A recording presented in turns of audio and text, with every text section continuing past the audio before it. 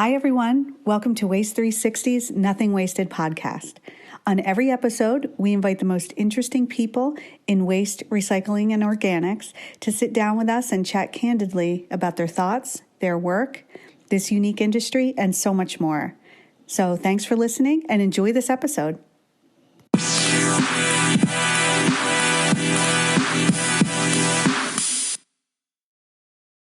Hi, everyone. This is Liz Bothwell from Waste 360 with Emily Tipaldo, Executive Director at U.S. Plastics Pact and one of our fabulous 2023 40 Under 40 winners.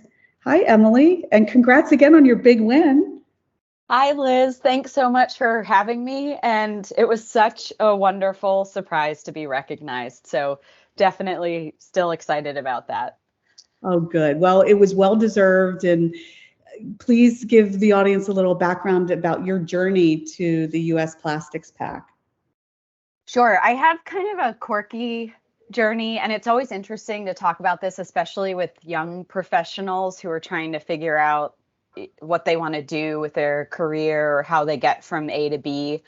It has not been a linear journey, nor have I ever been a person where if somebody asks me like, oh, what do you want to do in 5 years? Or where do you want to be in 10 years? I've honestly never really been able to answer that question. And I don't know if that's a good thing or a bad thing. Probably says a lot about my personality type. But I came into this kind of in a funky way. Like my background is not a hard science background. I have a history degree and a master's degree in international relations. And it was after I got my master's degree that I became really interested in policy, but I wasn't interested in working on Capitol Hill. That didn't really interest me, but I wanted some way to interact with policy. And I wound up finding these things called trade associations, which as a student coming out of graduate school, I had no idea that they existed or what they were, or that there's honestly probably a trade association for everything under the sun. So whatever your interest might be, there's likely some sort of industry trade group. But I found my way to the American Chemistry Council, where I joined their legal team as a paralegal and then moved into their regulatory and technical group. And I had that ability to interact with policy and business in sort of an indirect way. And it was really amazing for me to have sort of those different intersections as well as stakeholder development. So early on, because it was working with a trade association, learning those skills of stakeholder management. And I learned a ton. I was with the American Chemistry Council for almost 10 years. The first 4 or 5 with the regulatory group. And then I moved over to the plastics division, which is where I really got to sink into broader plastic sustainability issues, worked with a lot of the resin producers who sell into the US packaging market and meet all of their customers and downstream partners. So sort of getting into that world of understanding waste management and recycling, understanding the breadth and depth of EPA's data sets and how the consumer goods companies make decisions about how they deliver products to the market, and learning all the different players interacting with groups like National Waste and Recycling Association or the Association of Plastic Recyclers, and so on. So again, I was there for almost 10 years. I then went to More Recycling, which is now known as Stina Inc., a small consulting firm, mission-driven, very focused on collecting recycling data for the US and North America, and they do some project management as well, and got to work on some really interesting projects with them. And while I was there, I was recruited to lead the U.S. Plastics Pact, which finally kicked off in August of 2020. And so it kind of came in from left field, but it's been a really interesting opportunity to kind of marry together a lot of different skill sets from both my time at ACC as well as my time with more recycling and the knowledge that I have gained along the way. So here we are. I've been with the Pact about a week, like joined about a week after it launched in late 2020. And we're already talking about kind of what happens next, but we can get into that in a little bit. Wow. I mean, your background, if they wanted to create a person who could run the pack, I mean, they couldn't have created a better person than you with your background. Like you said, marrying both sides of the industry. So kudos to whomever found you, because I mean, it sounds like you found your calling. Yeah, I felt like I couldn't say no when the opportunity came up, and it was definitely, and it still remains kind of scary on some point because, and we use this phrase a lot within the Pact, probably overuse it, but it is true that we are building this plane as we're flying it. And there isn't a precedent set, which is an interesting place to be in, especially having worked in previous roles where it was very clear kind of what the expectations were, how you were supposed to do your job, what the objectives were, and how to do it. Whereas, like, we are figuring this out as we go. It's a unique beast, and there isn't a blueprint to follow. So it keeps things interesting. Oh, that's great. And 2020, I looked at your baseline report, Emily, and the Pact had some aggressive goals that were really focused on 2025, and that's certainly coming up fast. How are you feeling about the work that's been done so far and reaching those goals and striving beyond that? Yes. So we launched with very aggressive goals that are aligned with goals from other plastics pacts globally. So there are, I hope I get this right, I think 13 other plastics pacts right now, in addition to the Ellen MacArthur Foundation's global commitment that they have. So the framework and genesis of the plastics pacts really comes from the Ellen MacArthur Foundation's New Plastic Economy global commitment work. And the basic idea that if these companies, and I don't even remember how many at this point, have signed on to that global commitment, but if those companies are going to be successful and meet the commitments that they've made globally, then that has to play out in all of the markets in which they operate. And so that's where the idea of the in-country plastics pact came from. And it's a really interesting construct too, and it's the first time ever that I know of where there are multiple voluntary organizations across the globe that are using the same terminology, which sounds trivial but is so important. And I know even within the US, we really struggle amongst municipalities and amongst states, let alone amongst different parts of the federal government, as to like what different terms and words mean. Mm-hmm. So the fact that we have all, these 13 voluntary organizations across the globe that represent hundreds of companies are all using the same terminology and have created similar metrics that track back to those aggressive targets we have and the terminology that we're using, so that we're able to demonstrate progress or not. We're able to measure things and compare apples to apples, which is so awesome and has not happened before. So I think that's one really big thing that has come out of the creation of the U.S. Plastics Pact and others is getting companies comfortable with annual reporting about the packaging that they're using and answering questions about the materials that they're using, and are they implementing reusable packaging systems? Are they designing things to truly be recyclable or truly be compostable?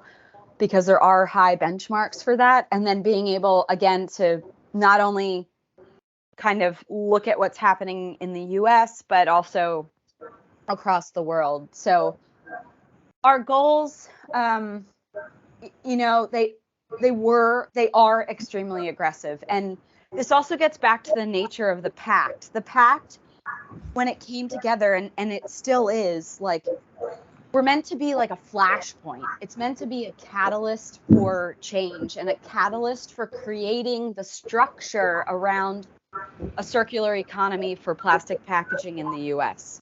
So it's meant to kind of light that fire under people and then hold them accountable through our annual reporting process. So getting people comfortable with annual reporting has been a big deal, and probably a bigger deal than some might think.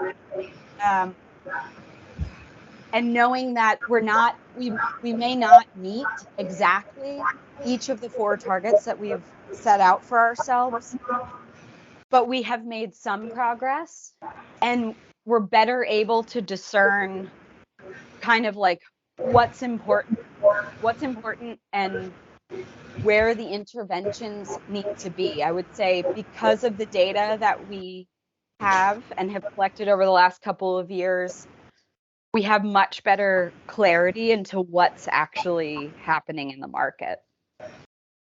Oh, that's great. And to your point, I mean, you can't minimize the impact of having that terminology, because, like you said, it's always been so regionalized before, and that has really gotten in our way in a number of areas, right, around recycling and waste in general. So that's a huge accomplishment.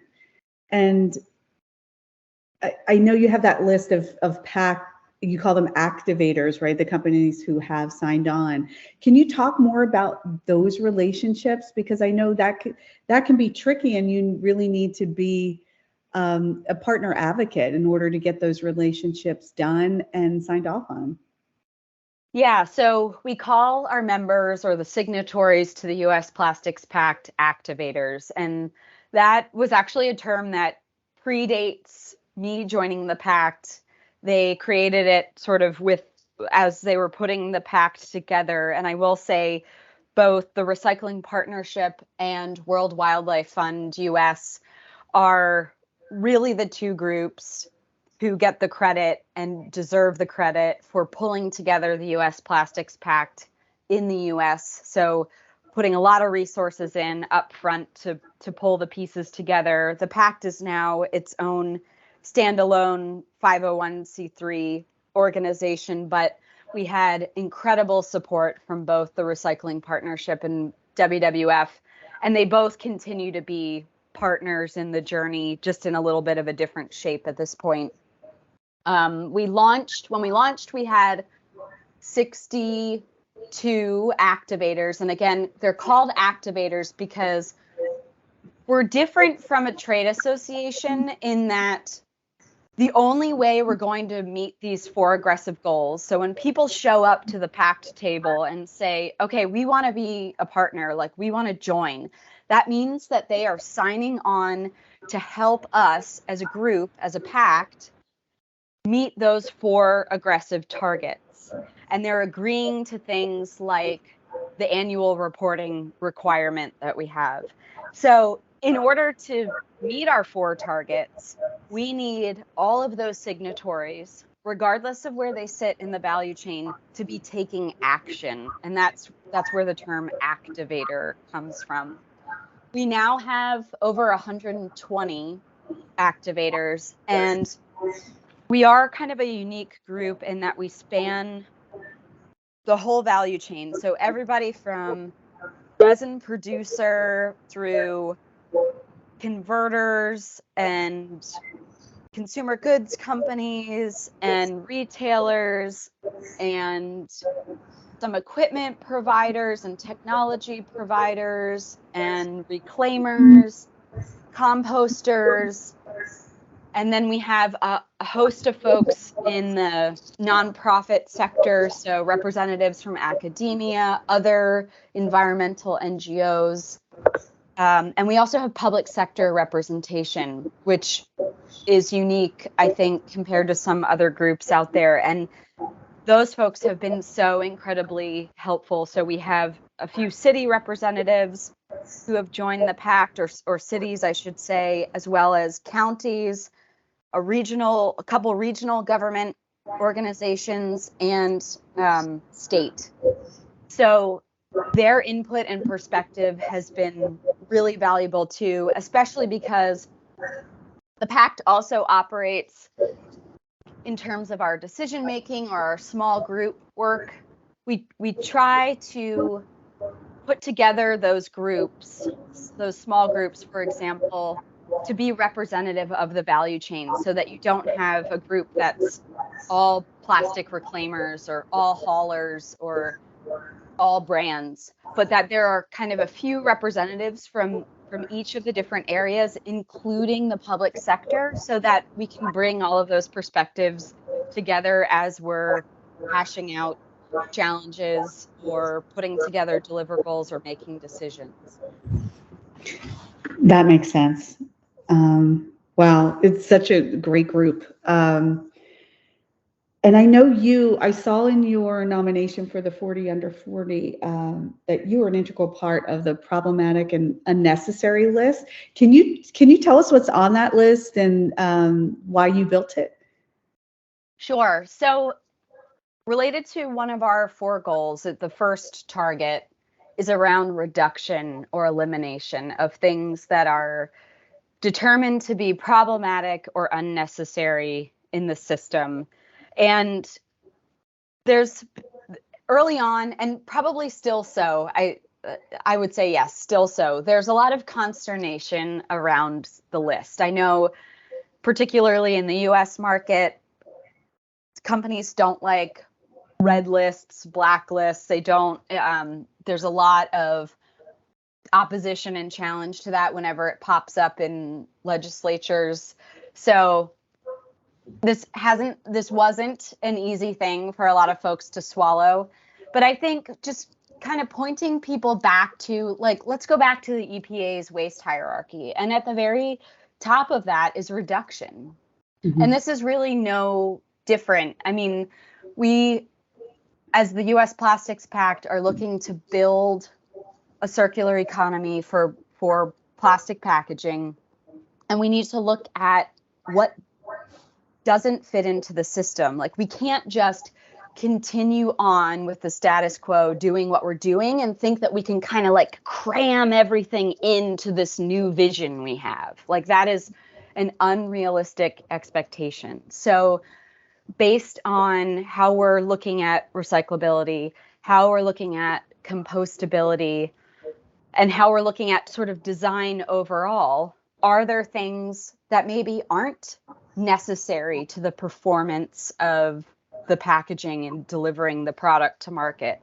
Or are there things that, based on the data we have and the public information that we know, are contaminants to the recycling stream and don't have sort of the investment and commitment behind them to change that? And that's kind of a big point. So, and that's something where I often challenge companies, like, if they're upset about something being on the list, then saying, well, how are you engaging with others in your space, or, others who deal with or produce the same materials? Like, what are you doing to overcome this challenge? Because right now this is a contaminant or a problem for the recycling stream.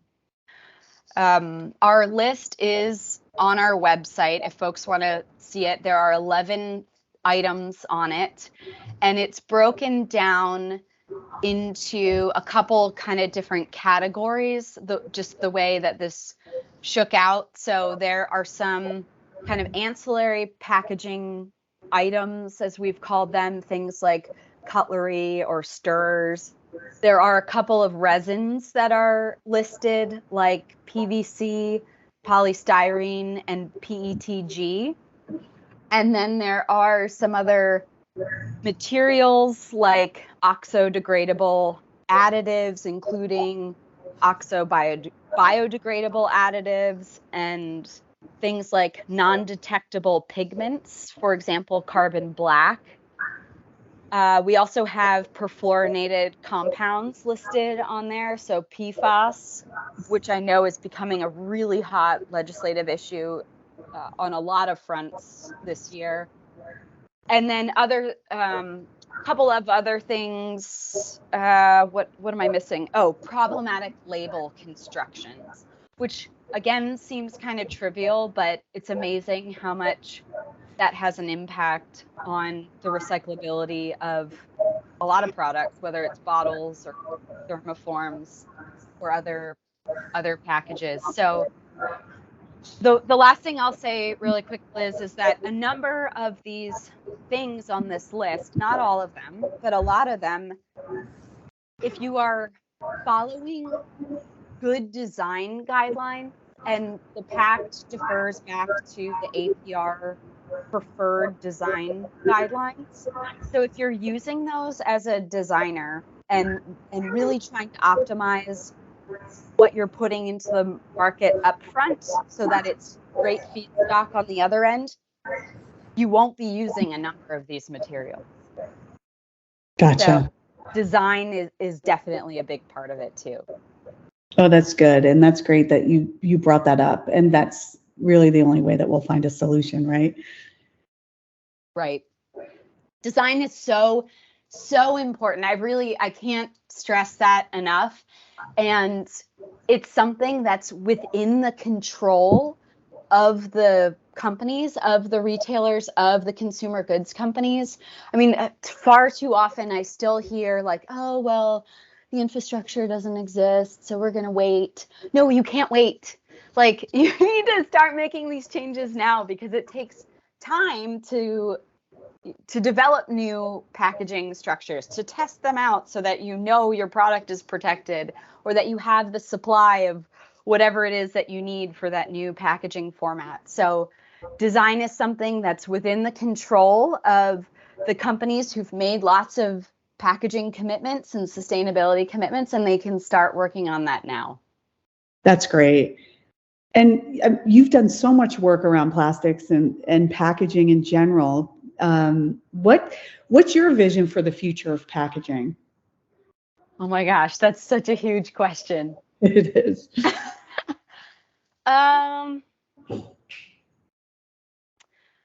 Well, it's interesting.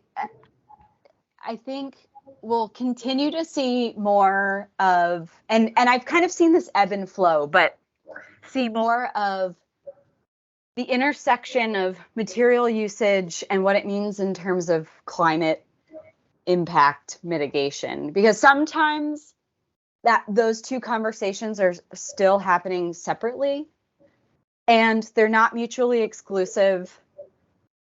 They're not necessarily in conflict with one another.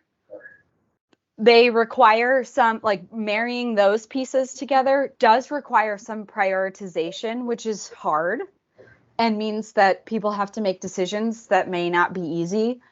But I think it's important for us all and for the health of our families and communities and world to think about the broader impacts and not to make kind of rash decisions just because there is a lot of pressure on plastic, for example, right now.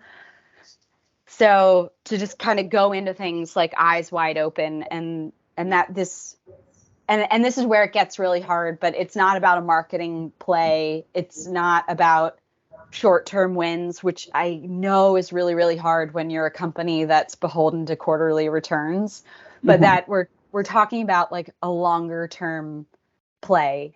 And so I think as much as we can help create the environment that incentivizes better choices we'll all be kind of better off. I do think, based on what we've seen so far and the realities of who's willing to fund what upgrades or how that might work, like we may see some consolidation in the market in terms of the types of materials used in packaging, so that it's easier to get them back and use them as recycled feedstock. So we're dealing with less of a just mishmash of all types of materials, and it's more streamlined. I do think that we'll see that.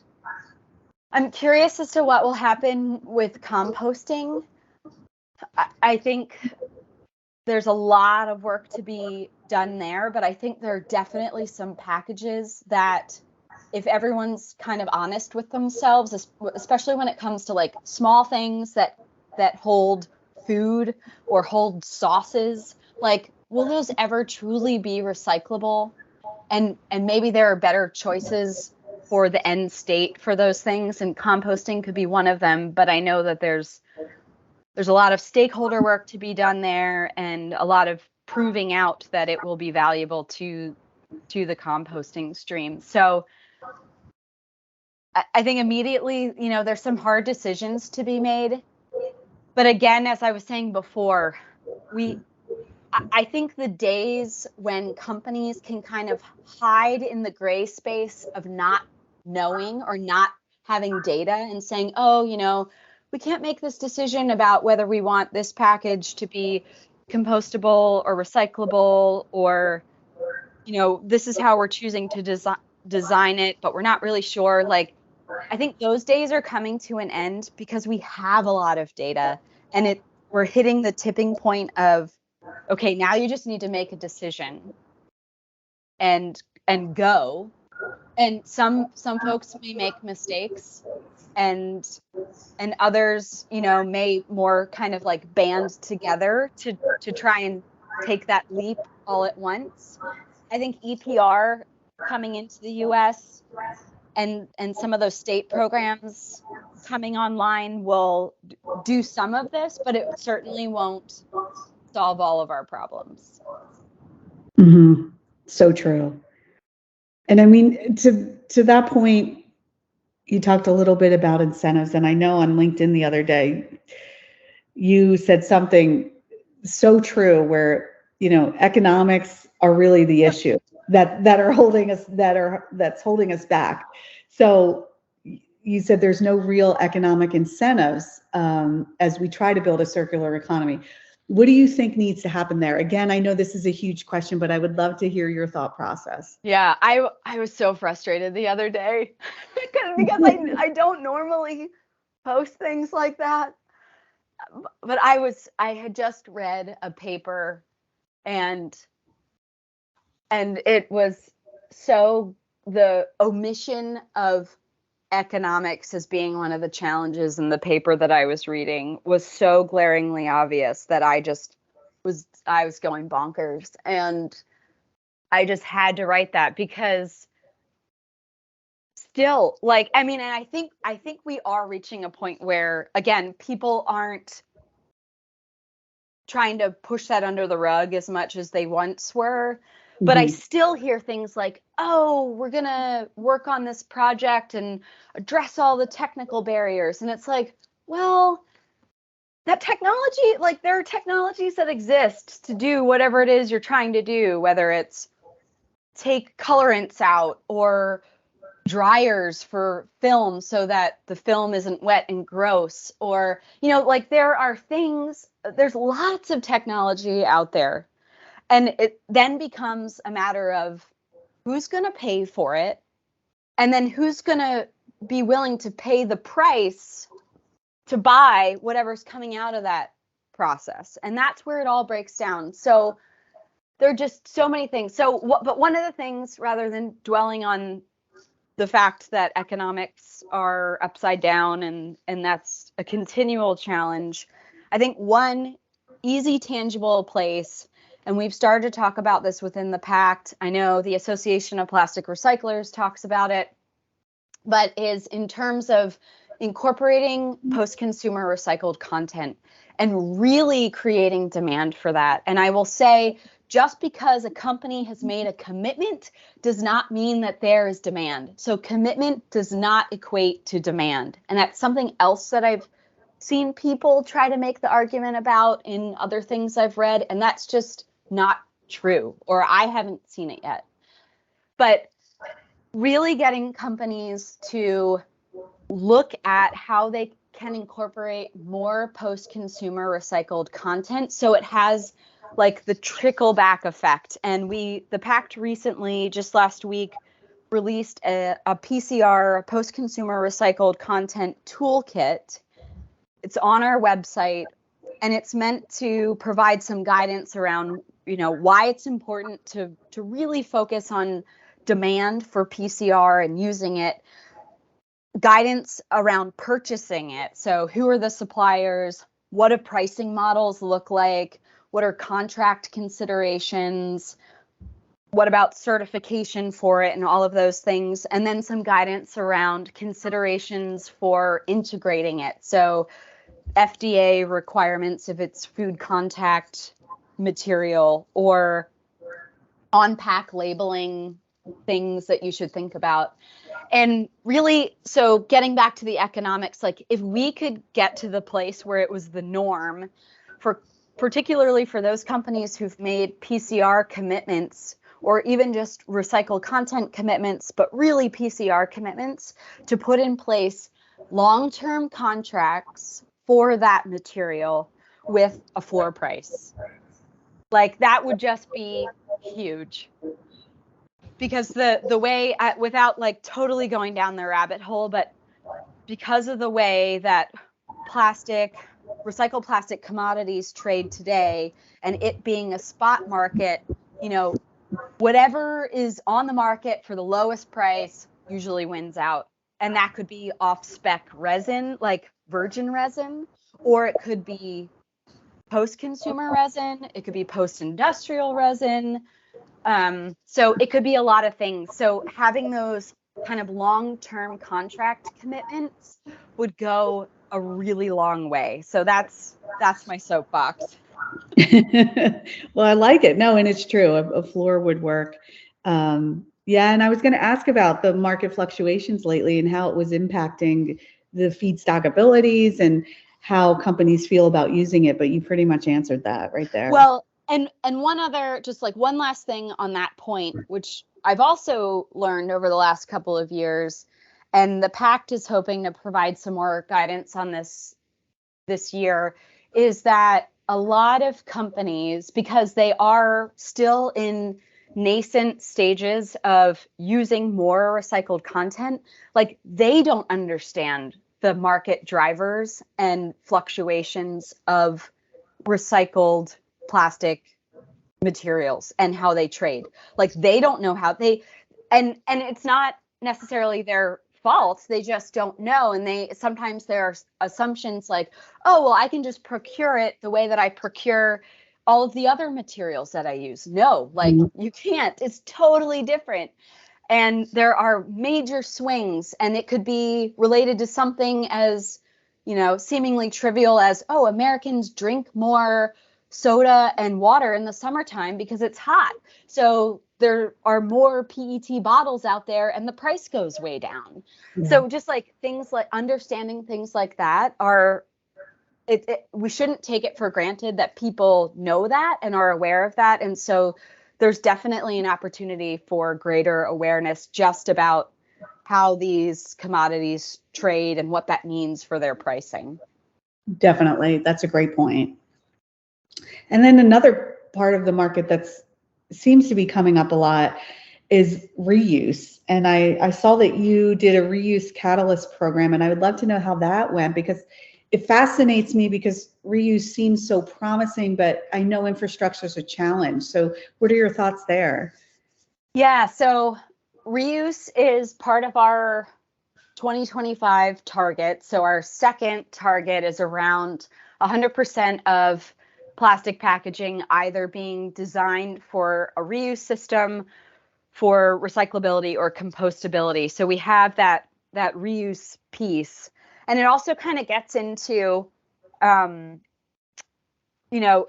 there ways in which that we could take unnecessary things out of the system and maybe deliver them in a different way? And reuse could be an outlet for that too. We are focused pretty broadly on reuse, which I think is a good thing at this point, because this is another area that's in a very kind of baby stage, particularly in the US. And we're seeing different things take off, but there's still a lot of understanding and awareness that needs to happen. And so we're looking at it broadly. The Pact scope includes primary packaging, secondary packaging, and tertiary packaging, which the breadth of that I think is good too in terms of thinking about opportunities for reuse, because it could mean, yes, like a business to consumer thing where you and I would interact with, say, like a reusable cup at a coffee shop, but it could also mean, reusable pallets and dunnage boxes that are used to transport produce and bakery items for grocery stores back of house. Or, even on the sort of tertiary side, like thinking about pallets in particular, plastic pallets potentially replacing wood pallets that have a longer reusable life and can provide, benefits like all the way back in the system. So we're thinking about it very broadly. The Reusable Packaging Association is part of the Pact, and just a shout out to Tim Debus and his team. They have such a wealth of information on the technical side and the economic side, and they have been a really great partner and resource for us in thinking about B2B applications of reuse in particular.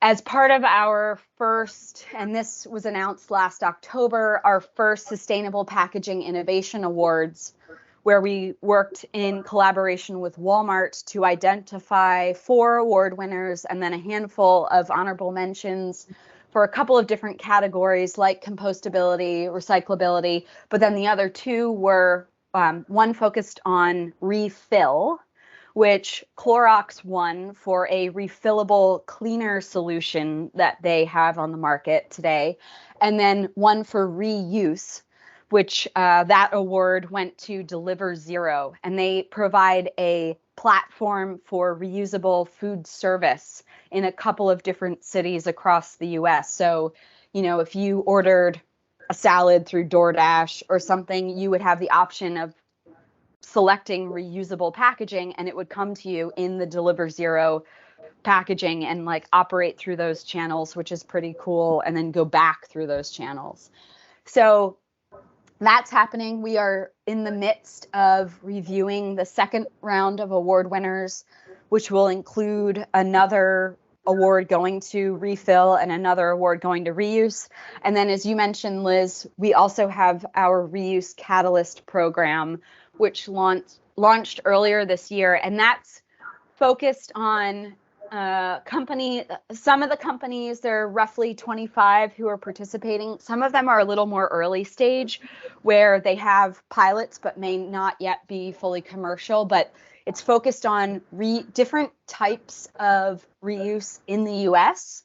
Everything from refillable operations in a grocery store to shipping boxes that are reusable and can be kind of flat packed and used over and over again, shipping goods to consumers, to things related to delivering fashion, a lot of different types of reuse. And so we're working with them alongside WWF and closed loop partners to do some data collection and mentoring for those companies, and also provide them sort of entree into the broader Pact network and be able to make some of those relationships with consumer goods companies or retailers, grocers, and so on. And I'll just note on the data collection piece, I think that's one thing we've heard from even some of the big multinational CPGs, like, well, we still don't quite totally understand how the US consumer is going to interact with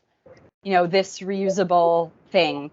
And so we're trying to help collect some data that we can then publish externally around both like the environmental considerations for different types of reuse, as well as some consumer information and like the sentiments around how folks like or don't like interacting with particular reuse models. Oh, I think that's great that you have the data collection piece. That's so important. And back to what we even talked about earlier about the terminology, if you can have terminology that's succinct and can be used across the country. And then now if you have real data and can collect that and analyze that, you'll be worlds ahead.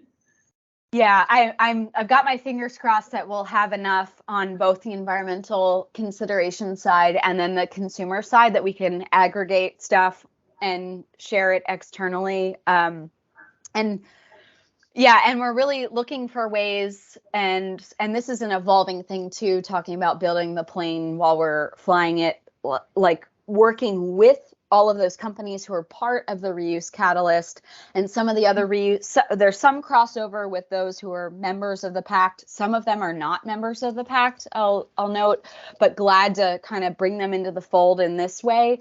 But understanding from them, how can we, with the resources kind of that we have from all of the members or activators of the Pact, like better support what they're trying to do.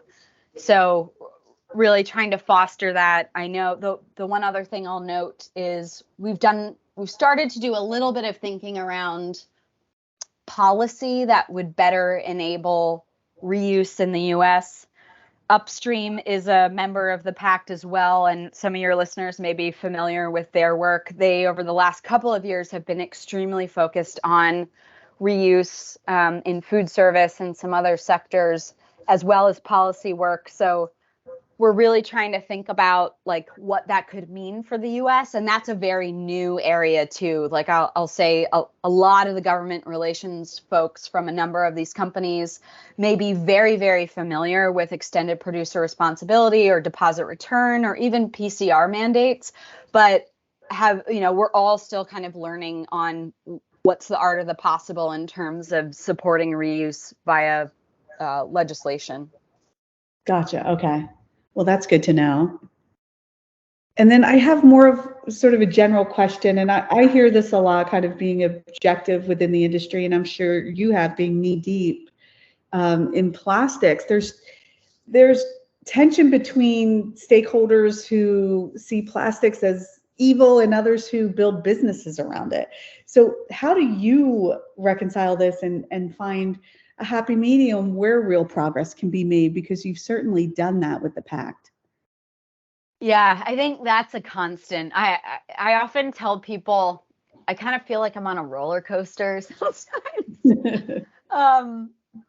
And this, I think a lot of it goes back to stakeholder management and alignment around broader goals. So I think that what you're describing is something that I'm really, really thankful for every day with the Pact are our 4 targets. And I'm thankful for those because when things start to go squirrely or go off the rails, like we can bring everybody back to those 4 targets because that's everyone agreed to help to work toward those things. So the first one around reduction, the second one around 100% reusable, recyclable, compostable, the third around supporting the national recycling and composting rate, and the fourth around incorporation of PCR and responsibly sourced bio-based materials. So, kind of bringing everybody back to that is really helpful. And understanding that, especially as our group has grown, the cat herding has only gotten more intense. And, reminding folks that sometimes, like, we're not going to make everybody happy all of the time. Like, we strive for consensus whenever possible. But with 120 plus stakeholders who do span like the spectrum you're talking about, We're not going to make everybody happy all of the time. So we need to kind of remember, like, this is what we're working toward.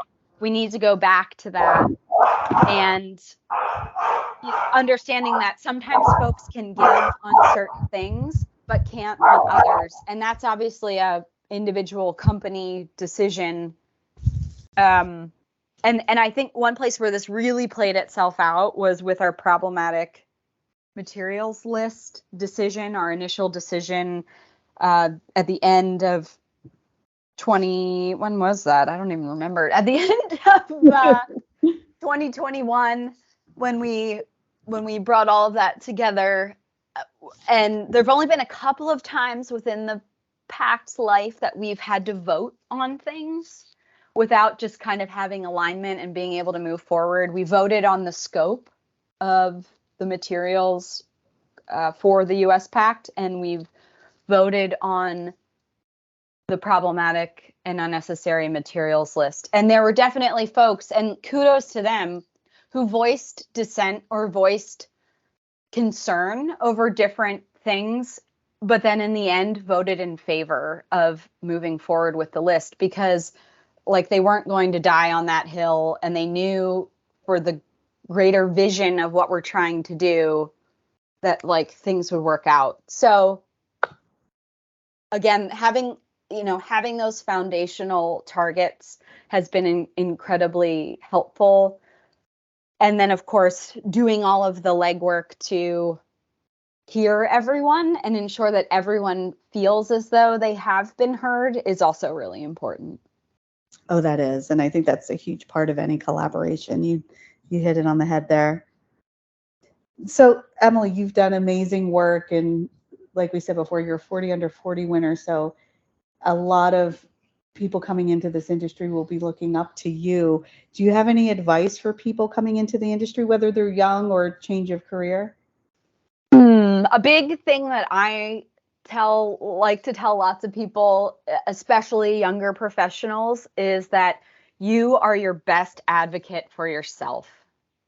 And I'm thankful, really thankful that I learned that early on in my career from a boss of mine, and it has been really valuable along the way, and that you can't wait for other people to give you things or give you opportunities or give you a raise or look to you for a promotion or something. Like, you need to be your own best advocate, and that's so important. And that don't be shy about reaching out to your network, because people, I think more often than not, are so willing to help you however they can, even if it's just lending an ear or helping you kind of work through something. So just the importance of your network. I know I am so grateful and thankful, and this really came to light for me when I won the 40 under 40, like how grateful I am for all of the people who've enabled me to be where I am today.